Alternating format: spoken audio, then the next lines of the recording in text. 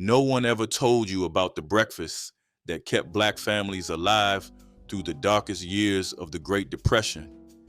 These weren't fancy meals, they were acts of survival built from almost nothing by hands that refused to let their families go hungry.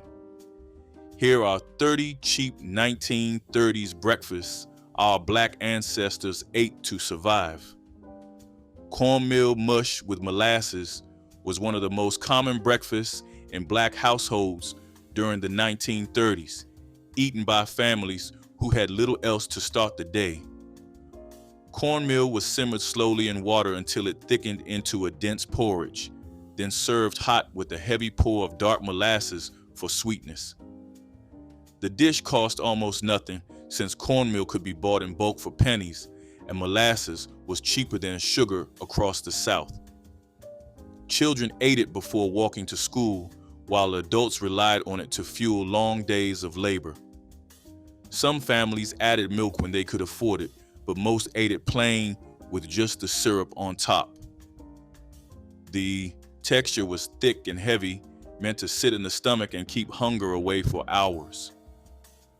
Cornmeal mush with molasses was survival in a bowl, quiet and enduring. Fried salt pork and grits was a breakfast that showed how Black families stretched preserved meat into daily sustenance during the Depression. Salt pork, cured and stored for months, was sliced thin and fried until the fat rendered and the edges turned crisp. The drippings were stirred into the grits, giving them a rich, savory flavor that plain water never could. Grits were one of the cheapest staples in the South, ground from dried corn and cooked low until creamy. Together, the salty crunch of fried pork and the warm comfort of seasoned grits made a plate that felt far more substantial than its cost. Families of 6 or more could eat for just a few cents, making this one of the most reliable morning meals in hard times. The smell of pork fat hitting the skillet was the signal that breakfast had begun. Potlikker and cornbread was a breakfast born from the refusal to waste anything. After greens were simmered with seasoning and a piece of smoked meat, the leftover cooking liquid was saved. This broth, rich in vitamins and minerals, was sipped warm from cups alongside crumbled cornbread.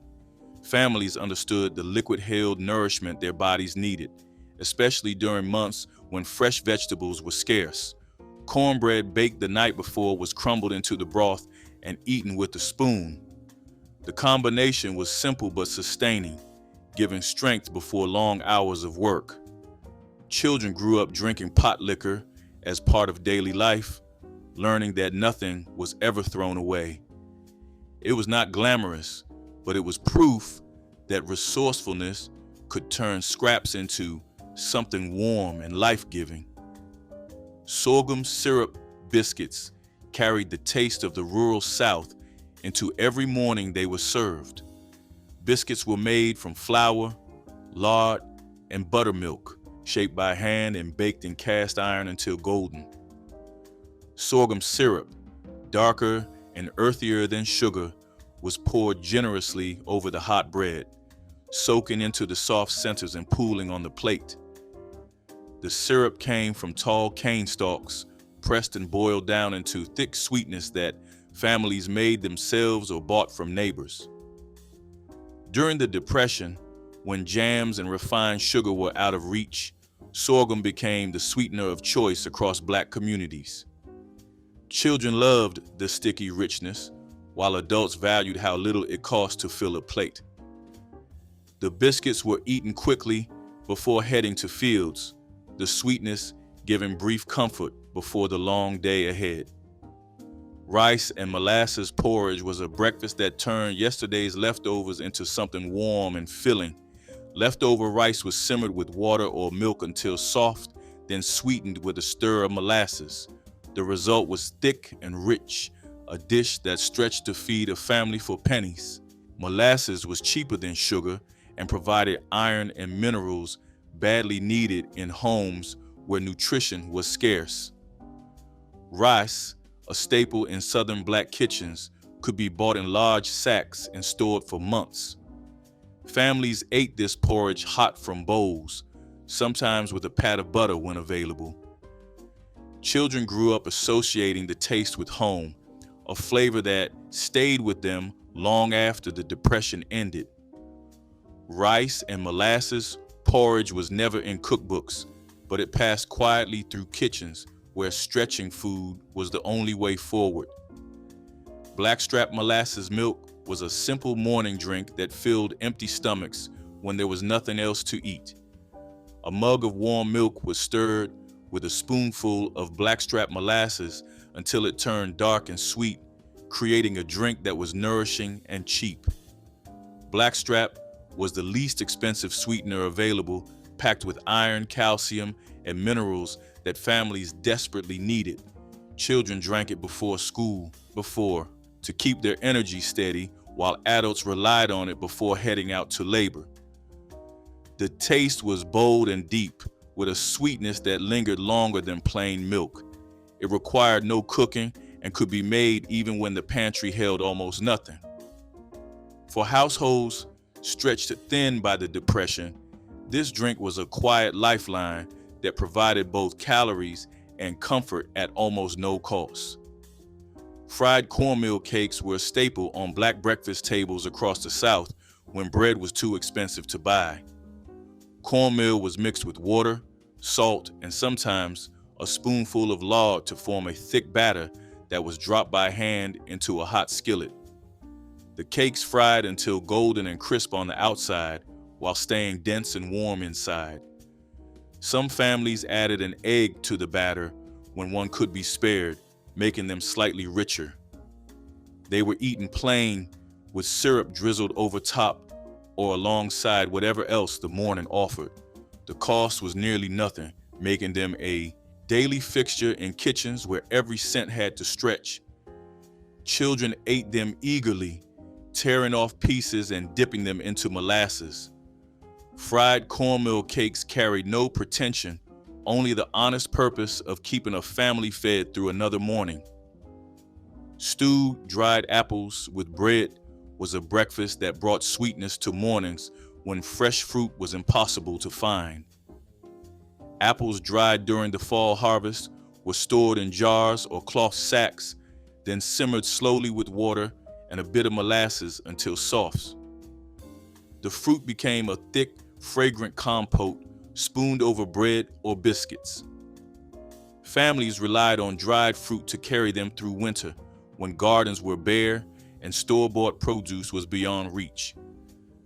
The stewed apples had a concentrated sweetness that fresh fruit rarely matched, and the warm syrup soaked into bread to create something almost indulgent. Children looked forward to this dish because it tasted like a treat, even though it came from necessity. It reflected the habit of preserving everything the land offered, knowing summer's abundance had to last. Fatback and redeye gravy was a breakfast that turned the cheapest cut of pork into something deeply satisfying. Fatback was sliced thin and fried slowly until it rendered into crispy cracklings in hot grease. The drippings were mixed with leftover coffee, creating a thin, dark gravy with a bitter edge that gave the dish its name. This gravy was poured over biscuits, grits, or rice, transforming plain starches into a flavorful meal. Fatback cost almost nothing because wealthier buyers ignored it, but Black families knew its value.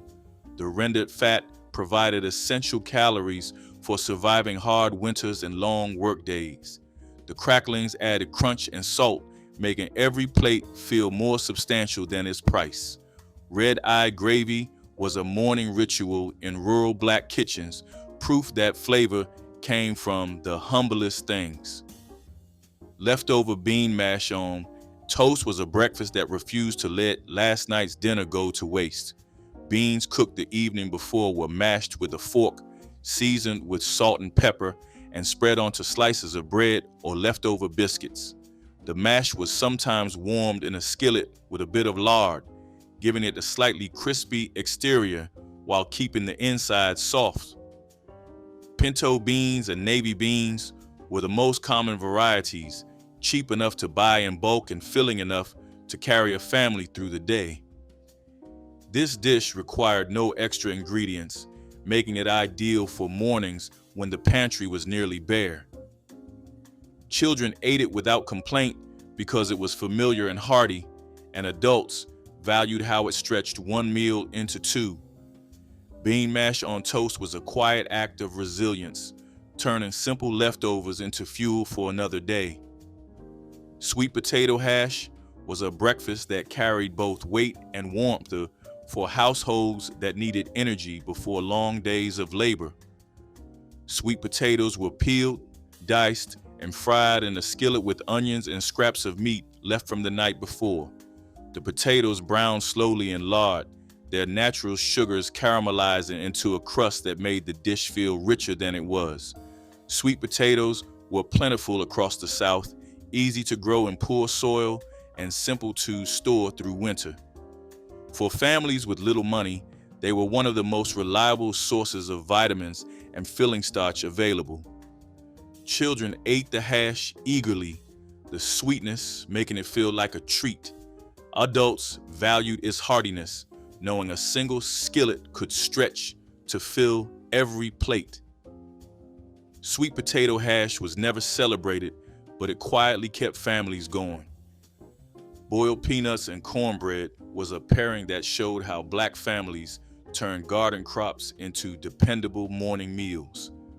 Raw peanuts were boiled in salted water until soft and briny, their shells giving way to warm, tender centers packed with protein. Cornbread was baked fresh or saved from the night before, crumbled and eaten alongside for a combination that was salty, filling, and cheap. Peanuts grew easily in southern soil, making them accessible to families farming small plots.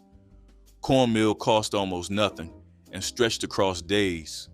Together, the two required no expensive ingredients and no complicated preparation. Children grew up eating the pairing without question, while adults relied on its staying power before heading to fields. Boiled peanuts and cornbread was humble food that carried tradition and survival in every bite. Dandelion green scramble was a breakfast that came from the yard when the pantry had nothing left. Dandelion greens, dismissed as weeds by those who could afford better, were gathered fresh and sautéed with onions and lard. Eggs were cracked over the wilted greens and scrambled together, creating a plate that was both bitter and rich.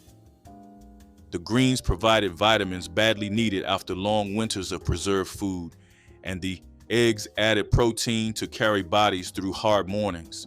For families with no money for store-bought vegetables, foraging was not a choice but a necessity. Children might not have loved the bitterness, but they grew up with it as part of their routine. Elders passed down knowledge of which wild plants were safe and how to prepare them. Dandelion green scramble was resilience pulled directly from the soil. Cornbread and buttermilk bowl was one of the simplest and most enduring breakfasts in Black homes during the Depression. Leftover cornbread was crumbled into a bowl and covered with cold buttermilk until it softened into a tangy mixture eaten with a spoon.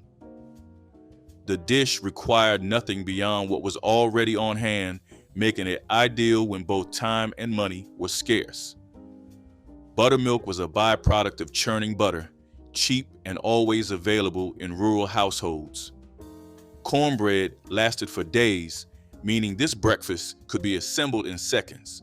Children found it refreshing in summer heat, while adults relied on its heartiness before labor. It carried history, reflecting the agricultural roots of communities where corn and dairy were staples. Cornbread and buttermilk bowl was plain, practical, and deeply tied to survival. Fried fish rolled with onions was a breakfast reflecting the close ties Black communities had with rivers and local fishing. Roast sacks were cleaned, seasoned with salt and pepper, then pan-fried in lard until firm and golden. Onions were fried alongside, their sweetness balancing the rich, dense flavor of the roe. The combination was eaten hot with cornbread or biscuits, making a plate that was hearty and packed with protein. For families near waterways, roe was an affordable catch that supplemented diets when store-bought meat was out of reach. It was not glamorous, but it was reliable and nourishing when every source of food mattered. Children grew up with it as a familiar part of mornings, while adults valued how little it cost. Fried fish, roe with onions, was quiet proof that rivers could feed families as well as farms. Hog's head hash was a breakfast rooted in the no-waste tradition of black cooking during the Depression. When a hog was butchered, the head provided meat that was stewed, chopped, and seasoned before being fried with potatoes and onions. The mixture browned until crispy at the edges, filling the kitchen with a savory smell that lingered after the meal was done. The flavor was intense, smoky, and satisfying, stretching a part of the animal that others discarded into food for the whole family. For children, it was hearty enough to last through school. For adults, it honored the animal by using every part with care. Hog's head hash was not delicate, but it was respected for what it represented: resourcefulness and the ability to create abundance from what others threw away. Collard green omelet was a breakfast born from thrift, and the habit of making yesterday's dinner stretch into the next morning. Collard greens, cooked slow with seasoning the night before, were tucked into beaten eggs and folded in a hot skillet. The result was frugal and flavorful, blending the smoky richness of the greens with the softness of the eggs. Families valued it because it used what they already had, ensuring nothing went unused. The combination gave nutrition and comfort without extra expense. For children, it was a familiar flavor in a new form, while adults enjoyed the heartiness without needing costly meat. It tied breakfast to dinner, blending the rhythms of the household into one cycle of reuse. Collard green omelet carried the quiet wisdom of making much from little and starting every morning strong. Cane syrup. Johnny cakes were a morning staple, combining the simplicity of cornmeal with the sweetness of homemade syrup. Johnny cakes were made from cornmeal, water, and salt, cooked on a hot griddle until golden on both sides. Cane syrup, thick and dark, was poured over the warm cakes, soaking into the crust and pooling on the plate. The syrup was boiled from sugarcane juice, a product many families made themselves or traded with neighbors. During the Depression, cane syrup replaced expensive sweeteners and became a pantry fixture that lasted for weeks.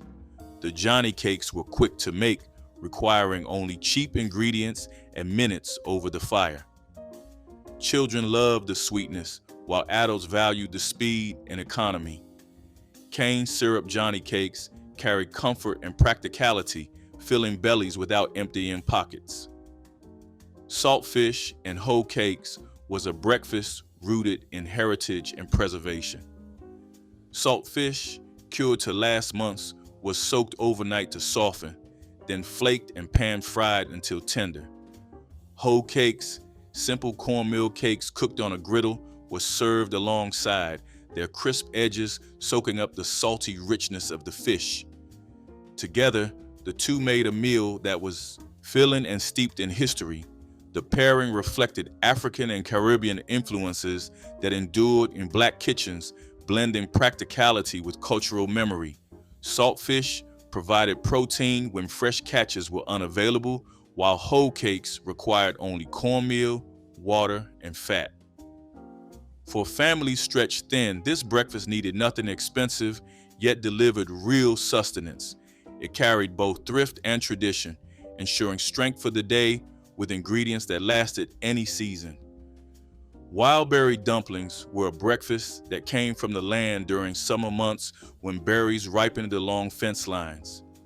Blackberries or mulberries were gathered early, often by children who knew the best patches. The berries were simmered into a sweet syrup. Then simple dumplings of flour and water were dropped into the bubbling pot. As they cooked, the dumplings soaked up the juice, becoming plump, soft, and comforting.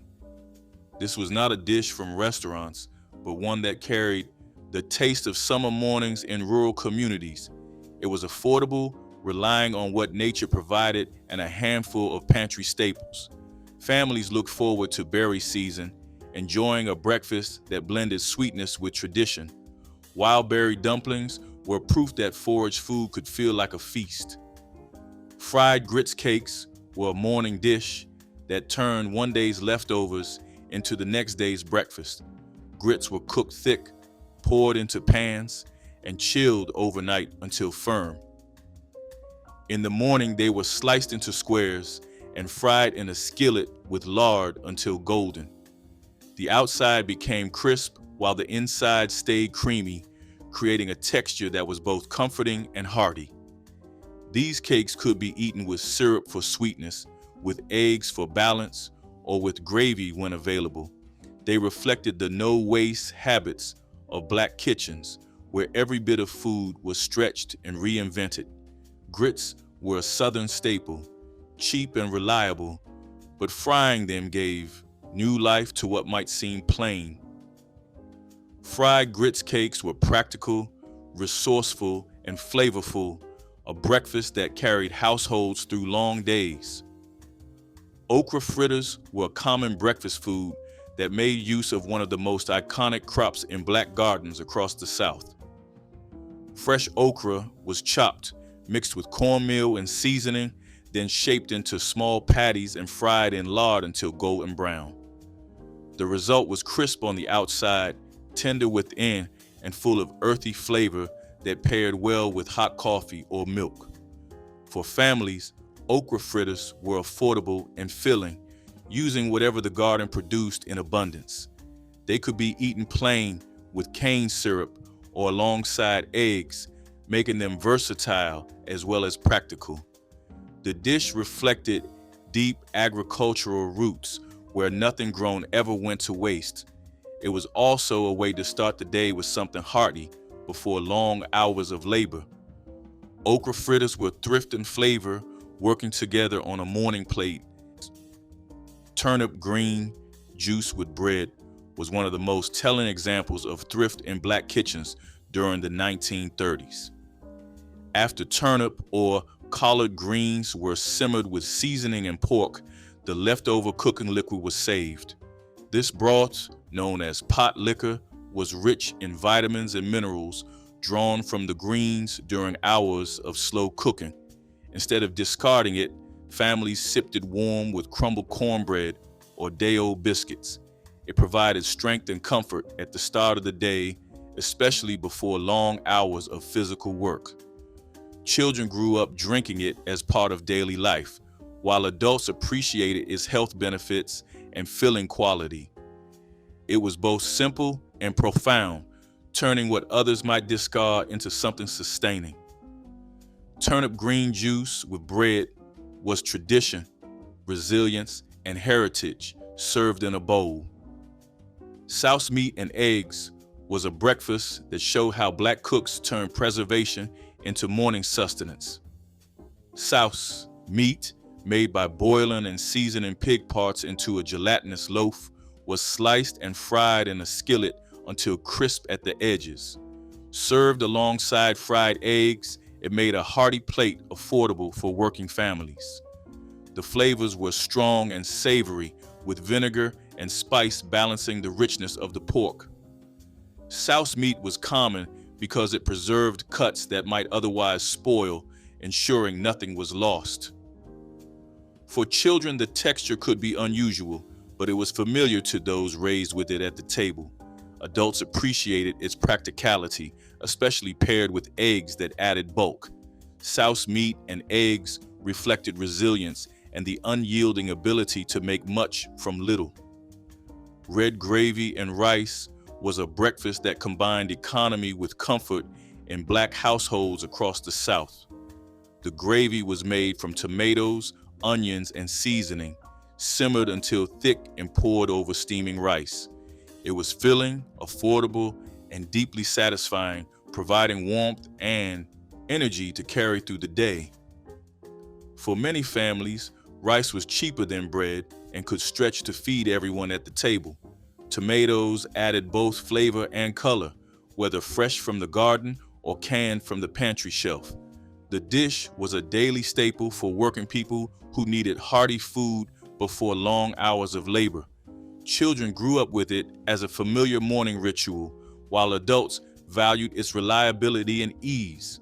Red gravy and rice was never fancy, but it symbolized the ability to make simple ingredients carry real meaning and nourishment. Molasses dipped apples were a simple breakfast treat that blended sweetness with thrift. Apples were peeled, sliced, and simmered in thick molasses until tender and glossy. Served alongside bread or biscuits, they made a plate that satisfied without expensive ingredients. Molasses was affordable and more accessible than refined sugar, making it a staple in homes across the South. Pairing it with apples during harvest season stretched the sweetness into something filling. Children especially loved this dish, as it was one of the few ways to enjoy something sweet in the morning without extra cost.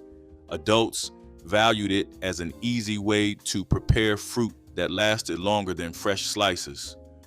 Molasses dipped apples carried comfort and practicality, proof that humble ingredients could bring warmth to any table.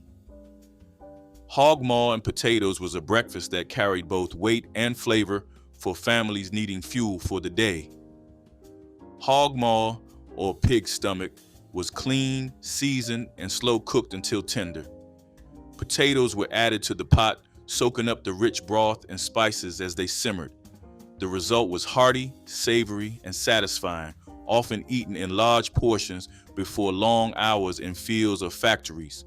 Though not a delicacy, it was respected because it used parts of the hog that others discarded. The combination of meat and potatoes provided protein and comfort, ensuring mornings started with something substantial. Hog maul and potatoes reflected resilience, turning overlooked cuts into meals that carried pride. Though rarely seen today, it once served as a dependable morning staple in Black households. Pumpkin cornbread pancakes were a seasonal breakfast that brought warmth and color to the table during harvest months. Pumpkin puree was mixed into cornmeal batter, creating pancakes that were tender, slightly sweet, and spiced with cinnamon when available. They were cooked on hot griddles, often in cast iron, filling kitchens with the rich scent of autumn mornings. Served with syrup, molasses, or butter, they were both filling and affordable. Pumpkins were easy to grow and store through winter, making them a natural addition when fresh produce was scarce. Cornmeal stretched the batter and kept the cost low for families of every size. Children looked forward to these pancakes because they added flavor to the usual fare. Pumpkin cornbread pancakes carried tradition and creativity, turning everyday ingredients into something special. Chitlin scramble was a breakfast that spoke directly to resourcefulness and the no-waste tradition of Black kitchens. Chitlins, or pig intestines, were cleaned thoroughly, boiled until tender, and chopped into small pieces. They were folded into scrambled eggs with onions, creating a dish that was filling and flavorful. The onions added sweetness, the eggs brought balance, and the chitlins gave a richness that made the plate hearty. Though chitlins are remembered as holiday food today, many families ate them regularly because they were cheap and ensured no part of the hog was wasted. For laborers, a plate of chitlin scramble gave strength before long hours of work. It was not fancy, but deeply tied to survival and tradition. The aroma filled kitchens and carried memories of both gatherings and everyday meals.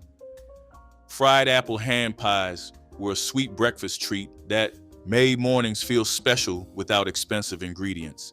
Apples were sliced, spiced with cinnamon, and tucked inside small rounds of dough sealed tight to hold the juices in. The pies were fried until golden, their crisp crusts giving way to hot, fragrant filling that made kitchens smell like warmth.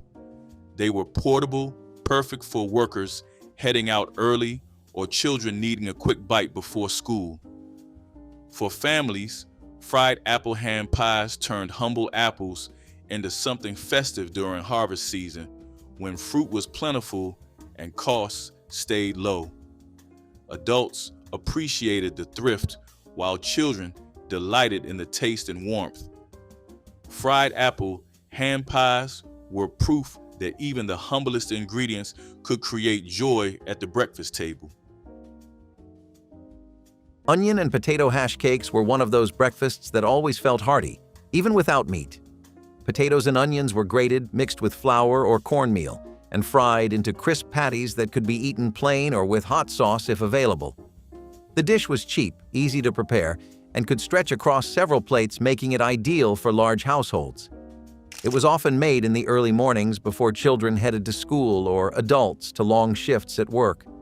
The taste was simple but filling, a combination of flavors that became closely tied to daily life in tough years. Families leaned on it not only for its thrift, but for the comfort it gave in the face of uncertainty. Onion and potato hash cakes fueled countless mornings of determination, carrying people through struggles outside the kitchen. They became a dish remembered not just for their flavor, but for their role in sustaining courage and community.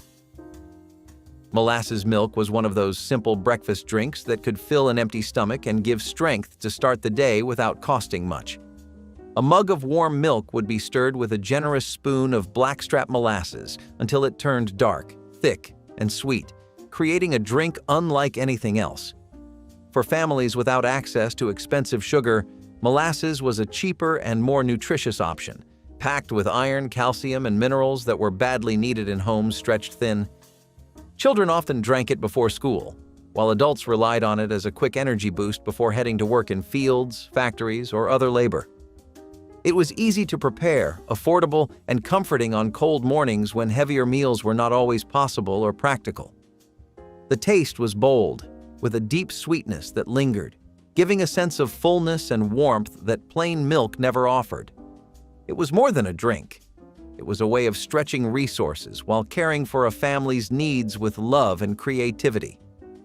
Today, it has disappeared from most tables, but it once stood proudly as a daily ritual of comfort. Fried salt pork with red-eye gravy was breakfast for people who worked from dawn till dark. Thin slices of salted pork hit the skillet and popped in hot grease, sending out the smell that could wake an entire house. The drippings were stirred with leftover coffee, creating a thin, dark gravy with a sharp bite. It poured over grits, biscuits, or potatoes, transforming plain food into something bold. It was salty, smoky, and slightly bitter, the kind of flavor that stayed with you. This was not delicate food, it was survival food, strong and unapologetic. It came from farm kitchens, from mothers who cooked before the sun rose. The coffee gave it depth, the pork gave it strength. Together, they made a meal that carried you through the hardest labor. You could taste history in every spoonful, the struggle, the endurance, the art of turning scraps into sustenance. Red-eye gravy was not pretty, but it was powerful. It said, "We may not have much, but we will eat well anyway." Crackling cornbread was a dish that brought a little joy and extra nourishment to the table, especially during times of struggle. Made by folding pork cracklings into traditional cornbread batter, it added both protein and crunch to a meal that was usually simple. Pork skins and fat were cheap and rarely wasted, and incorporating them into cornbread gave households a way to make breakfast more sustaining.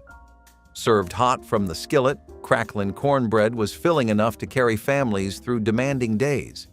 It became a staple for marches, farm work, or long hours in factories, offering both flavor and strength. Children remembered the satisfying crunch, while adults valued the resourcefulness that turned scraps into sustenance. Crackling cornbread reflected a deeper story about resilience, showing how families took pride in making the most of what they had.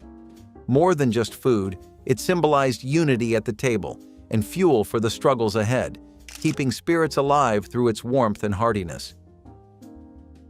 Molasses oatmeal filled kitchens with the deep aroma of Blackstrap sweetness, offering an iron-rich start that was both frugal and indulgent. Old-fashioned oats simmered slowly in milk or water until creamy, then received a generous spoonful of thick sorghum or blackstrap molasses. The dark syrup melted into the oats, tinting them a warm brown and adding a flavor both smoky and sweet. Many families used molasses not only for its taste, but also for its mineral strength, a natural source of iron and energy. Some sprinkled chopped nuts or sliced bananas on top for extra texture, while others added a pinch of cinnamon for gentle spice. Molasses oatmeal spoke to a time when nourishment and economy were equally important, turning a humble grain into a breakfast that felt rich and sustaining.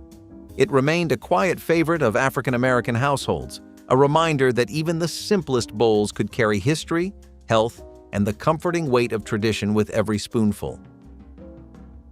Sweet potato biscuits brought color and comfort to every table they touched. Mashed sweet potatoes were folded into flour, butter, and milk, giving the dough a soft orange glow. When baked, they rose tender and fragrant, their edges golden and their centers meltingly light. They tasted faintly sweet, but carried a heartiness that stayed with you.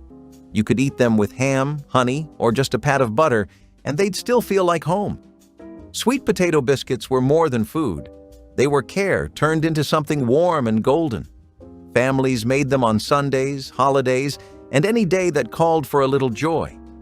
The smell alone could pull everyone to the table before grace was said. They were proof that Southern kitchens did not need luxury to create something special. Every biscuit came from patience, hands, and history. Sweet potatoes gave them soul, but love gave them flavor. And that is why no breakfast felt complete without them. Cold cornbread and milk was often called the poor man's cereal, but it was more than a label. It was a lifeline. Day-old cornbread, often too dry to eat on its own, was crumbled into bowls and covered with milk or buttermilk, creating a filling meal that could be eaten quickly before school or work. For children, it was breakfast. For adults, it was sometimes supper, proving its versatility. It carried a tangy, comforting flavor that became familiar in many Southern households. What made it special was not the taste alone, but the reminder that nothing was wasted, not even stale bread. In communities with little to spare, this dish represented survival and practicality. Cold cornbread and milk was part of the rhythm of daily life, a dish that carried generations through hard times and into mornings of determination. Even with its simplicity, it gave people what they needed to keep going during days that demanded courage and endurance. Catfish and grits gave weekend mornings a soulful edge, pairing crisp fried fish with creamy stone-ground grits in a combination that felt both rustic and celebratory. Fresh river catfish fillets were seasoned with salt, pepper, and a dusting of cornmeal before sliding into hot oil where they sizzled to a golden brown. The grits simmered slowly on the stove, enriched with butter and a touch of cream for a silky texture that balanced the crunch of the fish.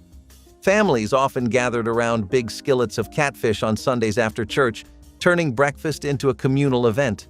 Some added a squeeze of lemon or a dash of hot sauce to brighten the flavors, while others served sliced tomatoes or greens on the side. Catfish and grits carried the heritage of Southern waterways and the ingenuity of African American cooks who transformed local catches into a beloved morning feast that satisfied hunger and celebrated the bounty of rivers and farms alike. Hot cakes from scratch were the kind of breakfast that filled both plate and spirit. Made with buttermilk, flour, and a spoon of bacon grease, they sizzled on iron skillets until golden brown. The edges turned crisp, while the centers stayed soft and airy. These pancakes carried the smell of warmth, salt, and home. Syrup was a treat, but butter or molasses worked just as well. Children would line up with plates in hand, waiting for the next stack. Every flip of the spatula felt like love served hot. They were meals made from what was on hand, never fancy, always right. The bacon grease gave them flavor that stayed with you long after breakfast ended. Families gathered close, laughter mixing with the sound of frying batter. Hot cakes from scratch were not about abundance. They were about comfort built from what you had, made perfect with care. Eggless mayonnaise biscuits were one of those recipes that came out of necessity, but lingered in kitchens long after shortages eased. Families discovered that a spoonful of mayonnaise could stand in for eggs and fat, binding dough into soft, fluffy biscuits without using precious rationed ingredients. During the Civil Rights era, this recipe stuck around because it was practical and affordable, perfect for households where money and supplies were always stretched thin. Mothers could bake a tray in the morning, serving them plain, with syrup, or alongside whatever small scraps were available. Children often carried leftovers in their pockets to school, eating them between lessons for a bit of comfort and energy. The taste was familiar and reliable, even if the origins came from harder times. Eggless mayonnaise biscuits symbolized more than just thrift. They carried the determination to keep families fed through resourcefulness. They became a quiet staple on breakfast tables that fueled long days of work, activism, and resilience. Collard green omelet was a breakfast born from thrift and the habit of making yesterday's leftovers stretch. Collard greens, usually cooked long and slow with seasoning, were often tucked into eggs the next morning, creating a dish that was both frugal and flavorful. Families valued it because it made use of what they already had, ensuring nothing went to waste. The combination of tender greens with fluffy eggs gave a balance of nutrition and satisfaction. For children, it was a familiar flavor carried into a new form, while adults enjoyed the heartiness without requiring more expensive meat. It was a dish that tied breakfast to dinner, blending the rhythms of the household kitchen into one continuous cycle of reuse. Betty Crocker kitchens may have praised convenience, but African-American homes thrived on this kind of ingenuity. Collard green omelets are rare today, but they once carried the quiet wisdom of making much from little and starting mornings strong. Rice and butter with sugar turned yesterday's leftovers into something special. A pot of cold rice became breakfast once it met a knob of butter and a sprinkle of brown sugar. The grains loosened up as they warmed, soaking in sweetness and comfort. It was creamy, soft, and just a little sticky, the kind of meal that filled you without costing a dime. Some added milk if they had it, others stirred in molasses for a richer taste. For many, it was the first thing they learned to cook, simple, forgiving, and always satisfying. It tasted like care, like something made from love instead of plenty. Children scraped the bowls clean before heading out the door. It was a meal that stretched across generations, each spoonful carrying the same quiet warmth. There was no waste, no want, only resourcefulness turned into nourishment. Rice and butter with sugar reminded people that comfort did not need a recipe, just a little sweetness and a warm morning. Stewed prunes with grits might sound plain today, but it was a dish that kept households nourished and children strong. Prunes were affordable, dried, and easy to store, making them a reliable sweetener when sugar was limited. Simmered until soft and paired with steaming bowls of grits, they turned into a balanced meal of fiber, sweetness, and filling grains. Large families often leaned on this combination because it could stretch far with little cost. For children, stewed prunes made breakfast feel less plain, while adults valued the strength it provided for long workdays. It was also a dish that traveled through generations, passed down as a memory of lean years and perseverance. Families carried bowls of this simple breakfast before marches, school, and shifts, finding strength in the comfort of familiarity. Stewed prunes with grits became a quiet but powerful dish of the Civil Rights era, proving that even the humblest meals could carry dignity and hope. Sweet potato biscuits added a gentle sweetness to the morning, making them a treasured treat for families across the South. Mashed sweet potatoes were folded into soft dough along with a spoonful of cane syrup and a touch of warm spices. As the biscuits baked, the natural sugars caramelized, creating a golden crust and a tender, moist interior. Served warm with butter or a smear of homemade jam, they filled kitchens with a scent that promised a comforting start to the day. Grandparents often saved leftover sweet potatoes from supper just to make these biscuits at dawn, stretching every ingredient while creating something that felt indulgent. Their vibrant color and subtle sweetness brightened even the simplest breakfast plates, pairing well with scrambled eggs or strong black coffee. These biscuits were a perfect example of resourceful cooking that turned farm harvests into something both nourishing and memorable, leaving a flavor that still lingers in family stories and worn recipe cards. Salmon croquettes were the breakfast of ingenuity, born from tin cans and imagination. Canned salmon was mixed with onions, cornmeal, and a bit of egg, shaped into patties and fried until crisp. The smell filled the house like a promise that the day would be all right. They were crunchy on the outside, tender inside, and full of flavor that reached far beyond their humble ingredients.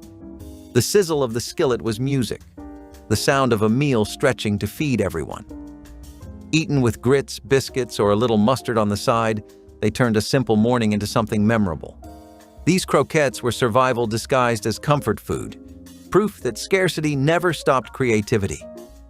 They were hearty enough for men heading to work and tasty enough to make children smile. The golden crust caught the light just right, shining like victory in the pan. Salmon croquettes were a triumph of spirit and taste over circumstance. Cane syrup biscuits were one of the sweetest ways families could begin a day when sugar was a luxury. Freshly baked biscuits were split open and drizzled with thick cane syrup, a cheaper sweetener that was widely available in the South. This breakfast offered comfort and energy, especially for children heading to school or adults preparing for long days of labor. Cane syrup added richness to otherwise plain bread, transforming simple biscuits into a treat. It was a dish tied directly to the land, since cane syrup came from local harvests and represented self-reliance. Families treasured it because it gave sweetness without breaking the budget, a rare indulgence during lean times. Cane syrup biscuits became more than breakfast. They were symbols of hope, resourcefulness, and the sweetness people clung to even in struggle. The dish carried both nourishment and spirit, helping fuel resilience during mornings that demanded strength. For many, it was the taste of home and perseverance. Which of these 1930s breakfasts would you bring back to your table? Drop it in the comments, hit like, and subscribe for more forgotten flavors.